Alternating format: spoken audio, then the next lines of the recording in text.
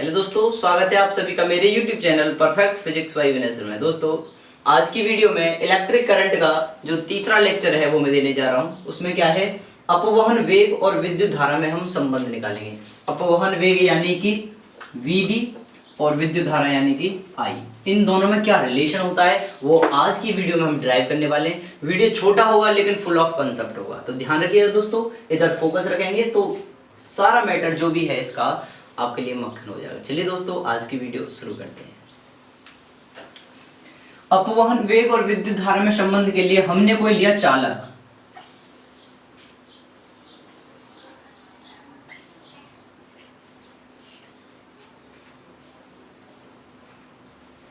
ये हमारा कोई चालक है और आप सभी जानते हैं कि चालक में क्या होते हैं, मुक्त इलेक्ट्रॉन होते हैं जो कि अंट संट गति करते हैं जब तक कि उन्हें किसी बैटरी से नहीं जोड़ दिया जाता। तो चालक में क्या होते हैं, इलेक्ट्रॉन होते हैं।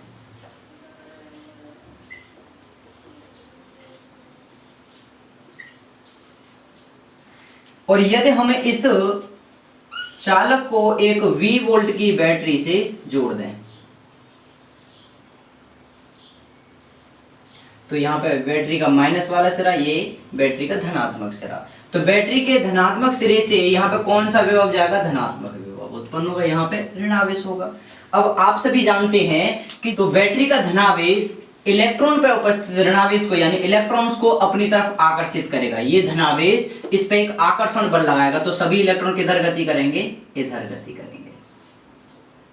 ठीक है, किसके कारण कि बैटरी के धनात्मक सिरे ने, धनावेश ने इस ऋणावेश को अपनी तरफ आकर्षित किया, एक आकर्षण बल लगाया जिससे सभी इलेक्ट्रॉन बैटरी के धनावेश की तरफ गति करने लगे। तो हमने माना कि पहले इलेक्ट्रॉन यहां थे, ठीक है।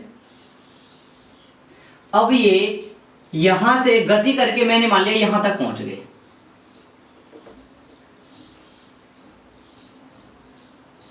यहां तक पहुंचने में कुछ ना कुछ समय लगा होगा, तो मैंने मान लिया ये t समय में इलेक्ट्रॉन यहां से लेके यहां पे पहुंच गए। फिर से ध्यान दें कि बैटरी के धनावेश ने इन इलेक्ट्रॉनों को अपनी तरफ आकर्षित किया और आकर्षित किया तो सभी इलेक्ट्रॉन इधर की तरफ गति करने लगे। तो मैंने मान लिया कि t समय में इलेक्ट्रॉन यहां से यहां तक पहुंच गए। शुरू करते हैं। माना एकांक आयतन में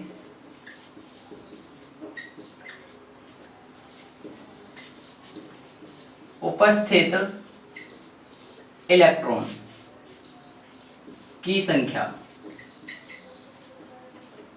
n मान ली। अब एकांक इसलिए माना क्योंकि हमें जितना भी आयतन हमारा निकले उन सब में इलेक्ट्रॉन की संख्या यदि निकालनी हो तो उसमें n का गुणा कर देंगे। जैसे कि एक पेन की कीमत 4 रुपए है तो दो पेन की कीमत कितनी हो जाए, 2 गुणा 4। तीन की कितनी हो जाएगी, 3 गुणा 4।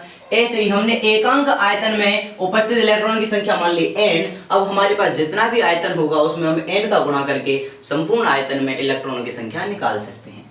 तो ये हमने n मान ली। उसके बाद देखिए मैंने मान लिया t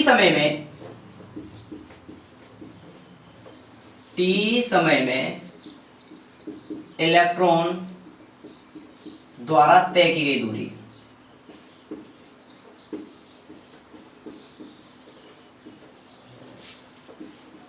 और आप सभी जानते हैं दूरी बराबर क्या होता है, चाल गुणा समय। चाल गुणा समय होता है। तो चाल क्या थी, कौन से वेग से जा रहा था, ये Vd वेग से जा रहा था। कितने वेग से इलेक्ट्रॉन गति कर रहे हैं, Vd वेग, यानी अपवहन वेग से इलेक्ट्रॉन गति कर रहे हैं। तो चाल की जगह पे हमने क्या लगा दिया, Vd। और समय कितना ले रही थी, वो t समय ले रही थी। मैंने बताया था अभी t समय में मैंने मान लिया सभी इलेक्ट्रॉन यहां से यहां तक पहुंच गए। तो चाल तो है Vd और समय क्या है, t। तो जो दूरी तय की यहां से लेके यहां तक की, यहां से लेके यहां तक की टोटल डिस्टेंस कितनी हो गई, Vd इंटू t। फिर से समझ लीजिए एक बार कि t समय में हमने मान लिया सभी इलेक्ट्रॉन यहां से यहां तक पहुंच गए। अब आप सभी जानते हैं कि बेलन का आयतन कितना होता है, बेलन का आयतन होता है पाई r स्क्वायर h। बेलन, और बेलन होता क्या है यहां बता देता हूं मैं। ये हमारा कोई सिलेंडर है, माना इसकी लंबाई यानी इसकी हाइट यदि h है यहां से लेके यहां तक, तो इस पूरे बेलन का जो आयतन होगा वो कितना होता है पाई आर स्क्वायर एच। और पाई आर स्क्वायर क्या होता है, इसके गोलीय भाग का क्षेत्रफल, यानी ये वाला, इसको क्या बोलते हैं हम, ए फॉर एरिया, किसका, इसके गोलीय भाग का, और एरिया क्या होता है पाई आर स्क्वायर। ठीक है, तो यहां से इतने हिस्से का क्षेत्रफल है वो पाई आर स्क्वायर होता है, और यहाँ पे एच है, तो आयतन निकालेंगे तो क्या हो जाएगा पाई आर स्क्वायर एच। अब मैं यहां से एक बात और समझ लीजिए कि इस आयतनों को मैं क्या लिख सकता हूं, आयतन क्या था पाई आर स्क्वायर एच, और पाई की जगह पे मैं क्या लिख सकता हूं ए, फिर क्या बच रहा है एच, तो आयतन कितना हो जाएगा ए इंटू एच। बात समझ रहे हैं, आयतन कितना होगा ए इंटू एच। अब हमने पहले ही बताया है कि एकांक आयतन में जो इलेक्ट्रॉन की संख्या है वो है n, एकांक आयतन में, तो फिर इतने आयतन में इलेक्ट्रॉन की संख्या कितनी हो जाएगी, तब यहां से लिखें, तब AH आयतन में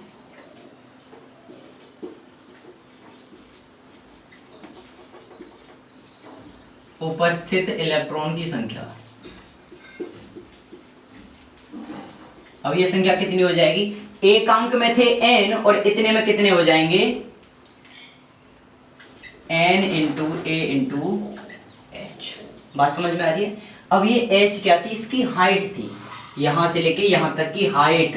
अब हम ये बेलन हमने चलाया क्यों, क्योंकि आप ध्यान दें कि ये हिस्सा हमारा एक बेलन बन रहा है, ये वाला, ये जो इतना हिस्सा है ये क्या बन रहा है, एक बेलन बन रहा है। अब बेलन की यहाँ पे हाइट कितनी है VD इंटू टी, फिर से समझ लीजिए, ये इतना हिस्सा, इसमें से इतने हिस्से को उठाएंगे, देखो ये बन रहा है, जिसमें यहाँ पे इलेक्ट्रॉन थे और इलेक्ट्रॉन यहाँ तक चले गए थे, इसकी हाइट कितनी आई थी, चली गई दूरी VD इंटू टी, तो यानी हाइट की जगह पे h की जगह पे हम क्या लगाएंगे VD इंटू टी, तो ये हो जाएगा n इंटू ए इंटू एच की जगह पे लगा दिया हमने VD इंटू टी। बात समझ में आ रही है। ठीक है, हम जानते हैं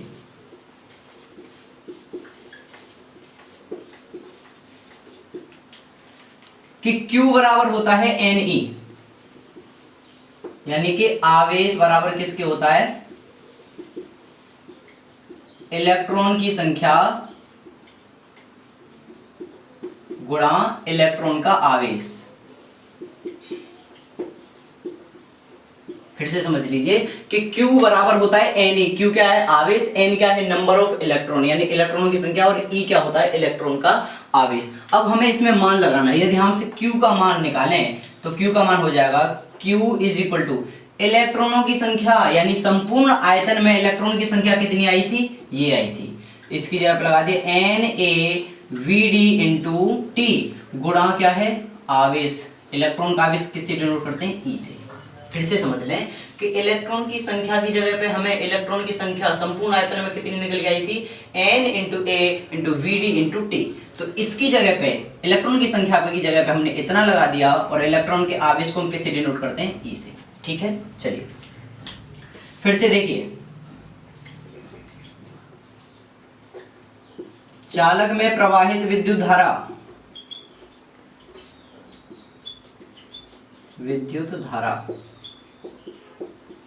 विद्युत धारा का फॉर्मूला मैं आपको पढ़ा चुका हूं, पहली डेरिवेशन है I बराबर क्या होता है Q अपॉन टी, तो यहां से I is equal to Q की जगह पे देखो, Q की जगह पे इतना है, Q की जगह पे इतना है, तो Q की जगह पे हमने लगा दिया N इंटू ए VD T into E, upon में क्या है T है, तो फिर से ध्यान दें T से T हो गई कैंसिल, तो यहां से हमें I बराबर क्या मिलेगा, I बराबर मिल गया हमें NaVd E, इसे ऐसे भी लिख सकते हैं I is equal to NeaVd, तो यानी विद्युत धारा और ड्रिफ्ट वेलोसिटी में ये आ गया हमारा रिलेशन।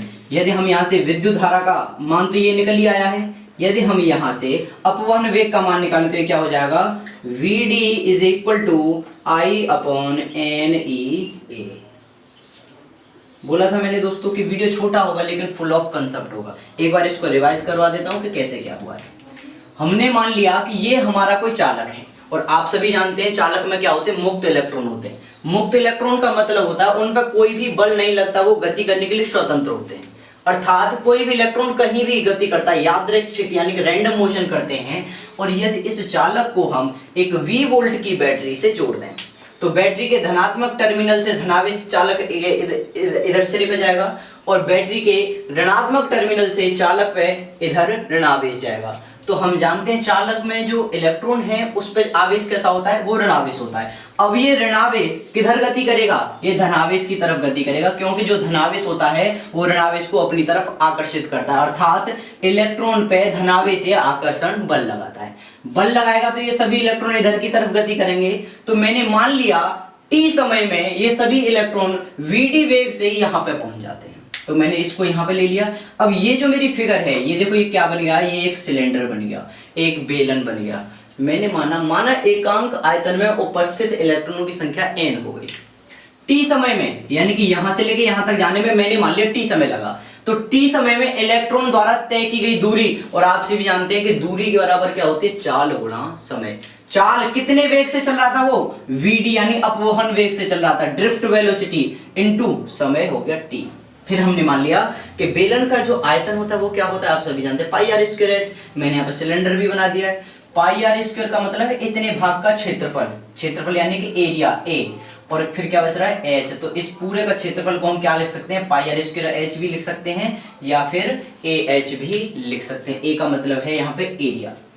फिर से समझें, एकांक आयतन में इलेक्ट्रॉन की संख्या थी n, तो इतने आयतन में इलेक्ट्रॉन की संख्या कितनी हो जाएगी, आयतन हो गया AH, और यहाँ पे AH आयतन में उपस्थित इलेक्ट्रॉनों की संख्या कितनी हो जाएगी, n इंटू AH। जैसे कि एक पेन की कीमत हमने मान लिया 2 रुपए, तो 4 पेन की कीमत कितनी हो जाएगी, 2 गुणा 4।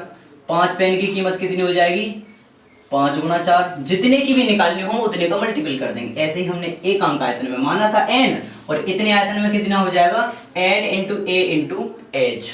n को n रखा, एरिया को एरिया रखा। ये जो h थी यानी बेलन की हाइट, यहां से लेके यहां तक की दूरी, और यहां से लेके यहां तक की दूरी कितनी थी, vd इंटू टी।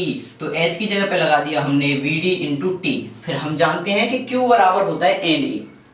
q बराबर क्या होता है, ne। q होता है आवेश, n होता है नंबर्स ऑफ इलेक्ट्रॉन यानी इलेक्ट्रॉनों की संख्या, और e होता है हमारा इलेक्ट्रॉन का आवेश। अब हमने क्या किया है, q को q रखा है, n यानी number of electron, number of electron यानी कि टोटल आयतन में, संपूर्ण आयतन में जो भी हमारे इलेक्ट्रॉनों की संख्या थी उस वो क्या थी, n के बराबर थी।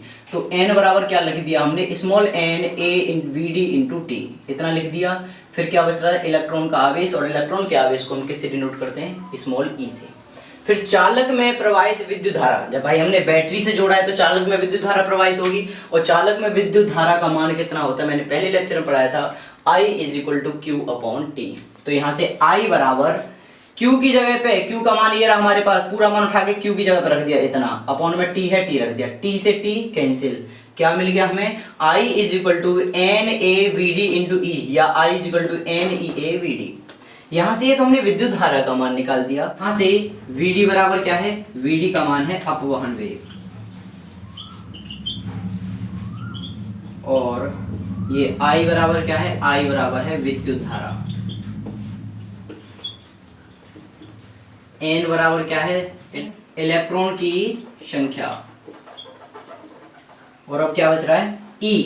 E का मतलब है इलेक्ट्रॉन का आवेश, और एक बचा है A। A का मतलब है क्षेत्रफल। आई होप दोस्तों ये लेक्चर आपको बहुत अच्छा समझ में आया होगा। यदि लेक्चर को आपने रियली एंजॉय किया है तो वीडियो को लाइक कीजिए, और ज़्यादा से ज़्यादा अपने फ्रेंड सर्कल में वीडियो को शेयर कर दीजिए, चैनल को सब्सक्राइब कीजिए। Thank you.